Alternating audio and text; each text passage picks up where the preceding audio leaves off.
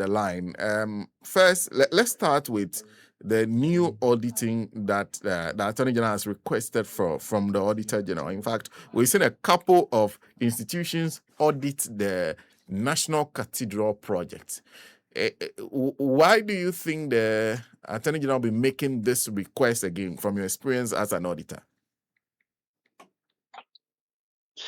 Well, thank you very much, Senna, and good morning to your fantastic crew in the studio, and of course to all the great and good that listen to your splendid show every morning. I also say a good thank you to all the members of the Great NDC UK and Ireland chapter. I know we have an inauguration of our Cambridge and Nottingham branches, which will be branches number 25 and 26 this Saturday. So I want to thank the people in those branches and look forward to them together with our dignitaries from Accra. Now to the question that you asked. Every audit tends to have what you call the audit scope. And the scope of the audit will determine what is to be looked at and what is to be reported. And so, for example, if I were to come into your studios, and to begin with, there are different types of audits. You can have what you call a statutory audit. That's the one that most people are familiar with. Basically, being an audit of your annual financial statements, where the auditor's mandate is to come in, look at the financial statements that you have prepared for the year. So Radio Gold, for example, will prepare your financial statements that says the whole year we made sales of 10 billion cedis. We incurred cost of 9 billion cedis. Our profit is 2 billion cedis. And then this is the assets we started the year with. We added more assets, and this is the number of assets at the end of the year. This is the value, and so on and so forth. And so the auditors will be enjoined by law, if you are a company, to prepare to perform an audit of your financial statements and issue an opinion. That opinion is supposed to say whether the financial statements you've put out there are a true and fair, in auditing we call it a true and fair view of the transactions that happen in the year. And so a simple case, if you say you made 10 billion cedis in sales, can we see the invoices, the sales invoices, and the people you invoiced and the evidence that they've paid or they've confirmed that they owe you that money? So at the end of that period, they'll issue that statement and they will give you an opinion that says that, yes, we agree that all your transactions in the year support the financial statements you've issued out, or which is what you call an unqualified opinion. So they have no issue with it, or they can qualify the opinion and say, we don't agree with certain sections, or they can give you an adverse report. That means that we don't even think that what you have done is worth its weight on the paper. Or alternatively, they can say, listen, we cannot come to an opinion. So they disclaim because you have not given us information. So that's what the main type of audit we tend to be very familiar with. The Auditor General, being government's external auditors, will do that for government entities. The likes of Deloitte, KPMG, PwC, EY, or Ernst & Young, they do it for other private companies. There are other types, and as part of that audit, there's something that you issue called a management letter. Now, you prepare your opinion on the financial statements, and you also prepare a management letter. And that management letter is saying, apart from the numbers that I've looked at, I'm drawing your attention to these other items that I have come across. The important thing to note here that type of financial audit is not a fraud audit. Its purpose is not to detect fraud. However, in the course of doing it, if the auditor comes across anything that smells like fraud, they are enjoined or they are required by law to draw the attention of the client to it. And so a classic example of that type of report would be the National Cathedral Audit report that was issued in July. You notice that not just did they do an audit, but they also issued what they call a management letter covering 3 years, a period of 3 years. And that management letter will cover things that didn't go well. So if you have any control breaches, any procurement breaches, okay, you overpaid this person, or you paid Senna for consultancy services and paid Nancy the same amount for the same consultancy service, so double payment. So these are things that the auditor is enjoying to draw to your attention, incidental to the audit.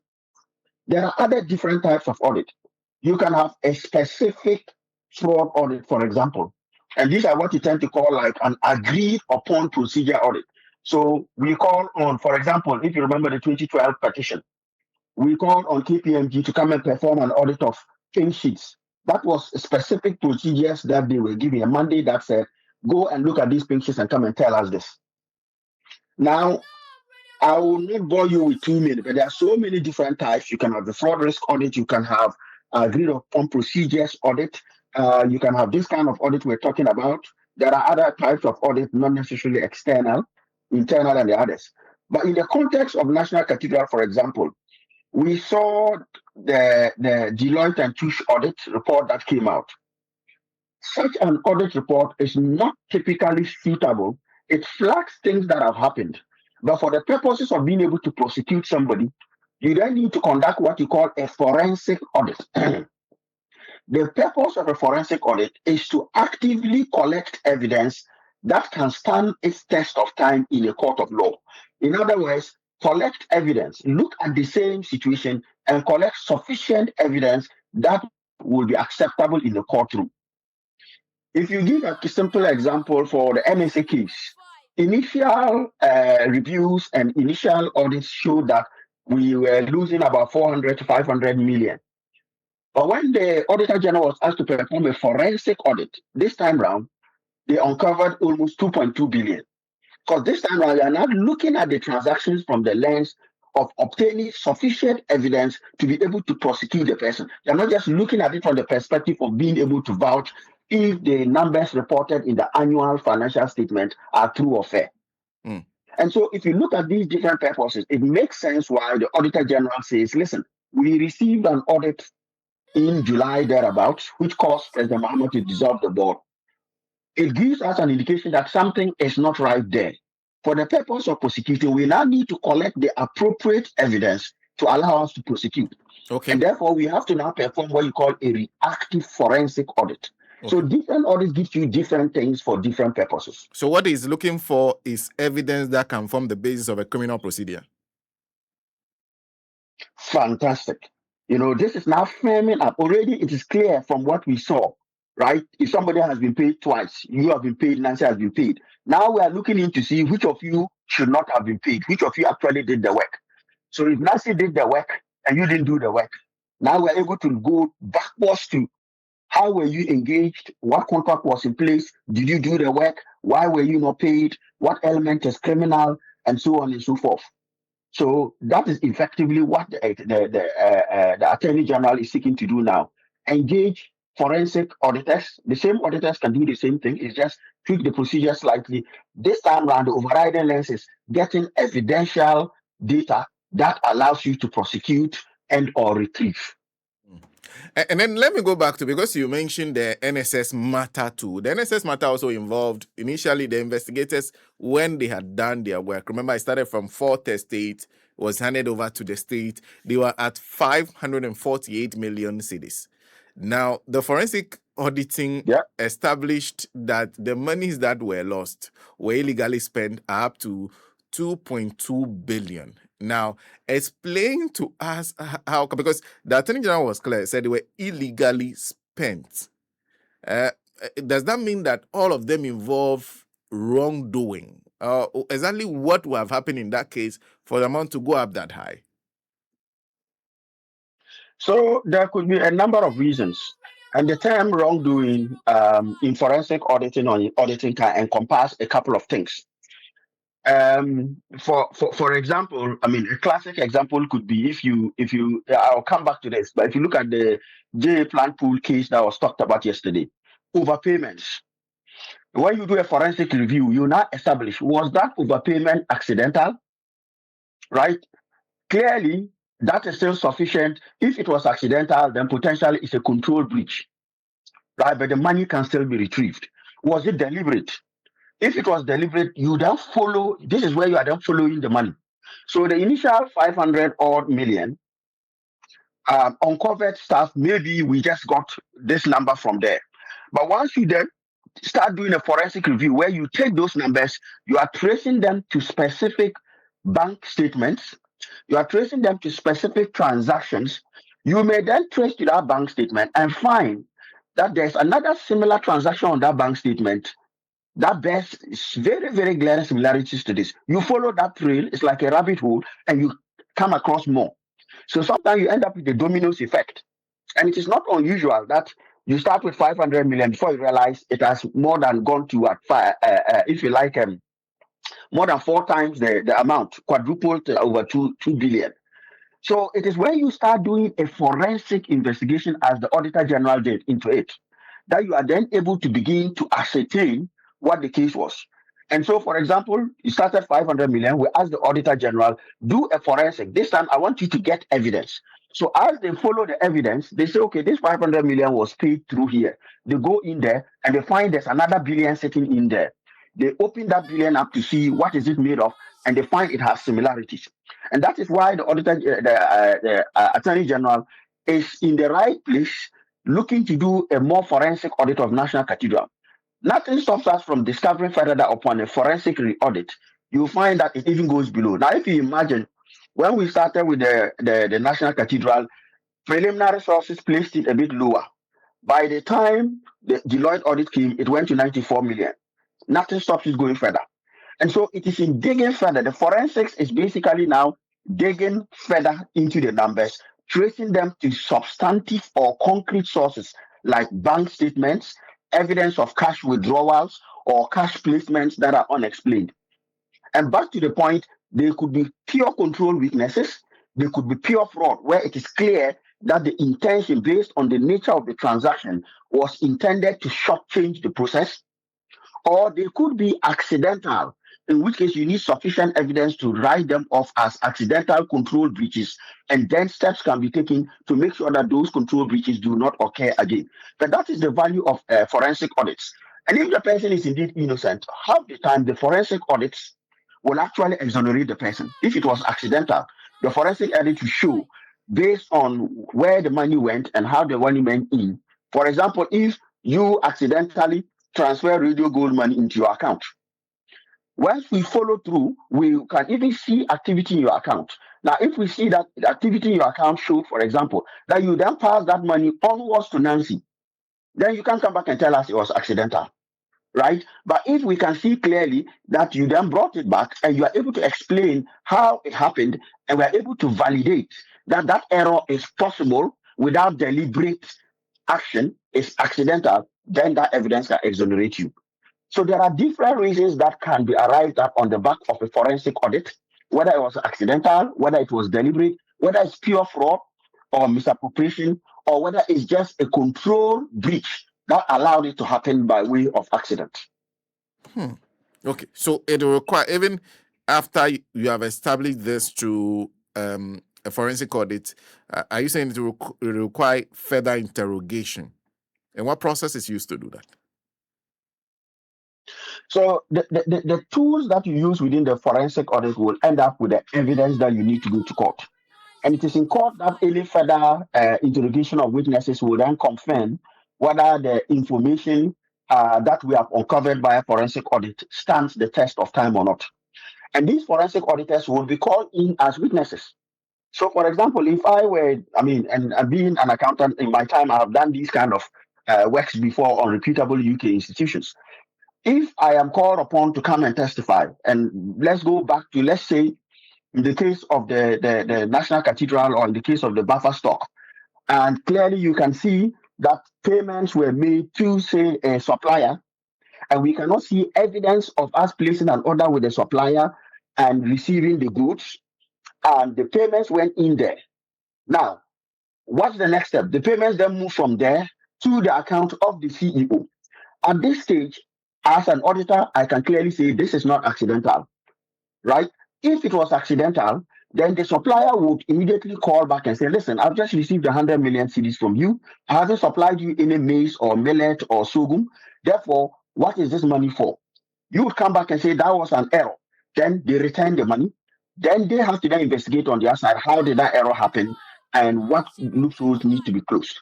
But if I then take that money and I then pass it on into your personal bank account, and you then use that money for other purposes, and you are the CEO for the organization that came in, clearly this then shows that there was a premeditated attempt to misappropriate my money by passing it through a supplier's account onwards to the CEO's account and so on and so forth.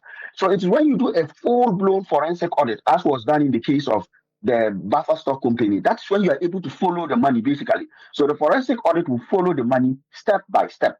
And that evidence will then be presented in court before a judge. And the judge will then come to the conclusion that, listen, at the end of the day, when you go to court, it's about not just the act, but the mind behind the act. Two things may happen. One was accidental, there was no premeditated mind to it, and therefore you may have a different charge. And the other was clearly premeditated based on the trajectory, based on the flow of the transaction and where it went to. It is highly unlikely, for example, that it is an accident that money left Radio Gold Company into Conrad Dumbah's account, and from Conrad Dumbah's account, it went into Sena's account, and from Sena's account, Sena used it to buy a chain homes apart house. That cannot be accidental. Because I remember, even under the Theft Act in this country, for example, if you receive proceeds or money that doesn't belong to you, you need to take steps to return it and explain. And so back to the question you are asking, it is the forensic audit that will uncover the basis for the prosecution. But then the witnesses, at that stage, if the witness admits to it all, then you can go into a situation where they will get a more lenient sentence. If they dispute and it goes to court, that is where the forensic auditor or specialist will be invited by the AG, for example, to testify and provide why they believe this was fraud.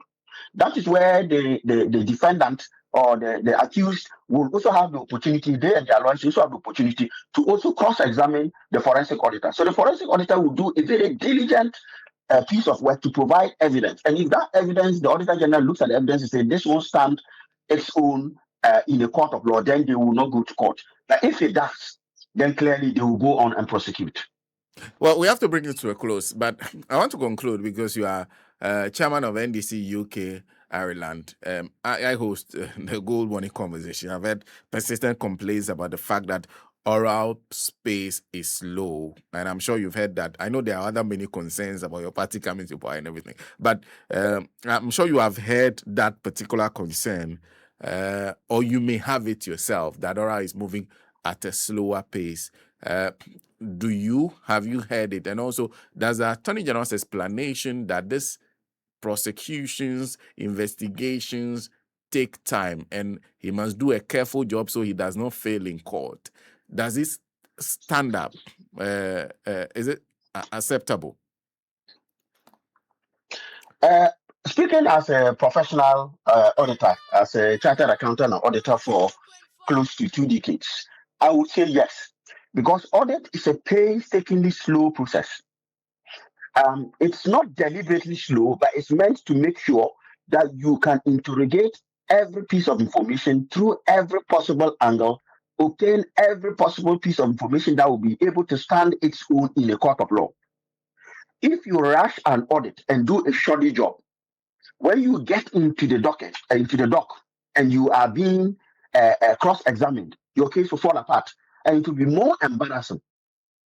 In audit, in forensic audit, slow but sure is the name of the game. You do not rush it. I mean, in my time, even not just audits, auditing even standard financial institutions like banks and the others, it can take several months. In fact, sometimes you start doing an interim audit halfway through, at the end of Q1, end of Q2, and so on and so forth. And it takes many hours, many long nights. It is very important that accountability is exacted. For accountability to be exacted, you need to make sure that people are not unfairly prosecuted. It has to be fair prosecution so that we have proper accountability. And that's why due process must happen. Due process moves as slow as a snail, but it must surely get to its own place. And I am excited that this is not an attorney general who is rushing into court and then going to go to see judges to try and see if he can get an opinion. Very diligent, taking his time. If you look at the iron cast case that was read out about the Buffer Stock Company, it will be very difficult for Hanan to wiggle his way out because you trace the money through every single trace into bank statement, and you can't lie about bank statement. The transaction is already there. You cannot change it. So I think Ghanaians, we should be patient with the Auditor General. Perhaps if we think that there are so many cases and doing a very diligent job will take a long time. The way you can improve or speed it up is by getting more auditors into the process or more lawyers into the process.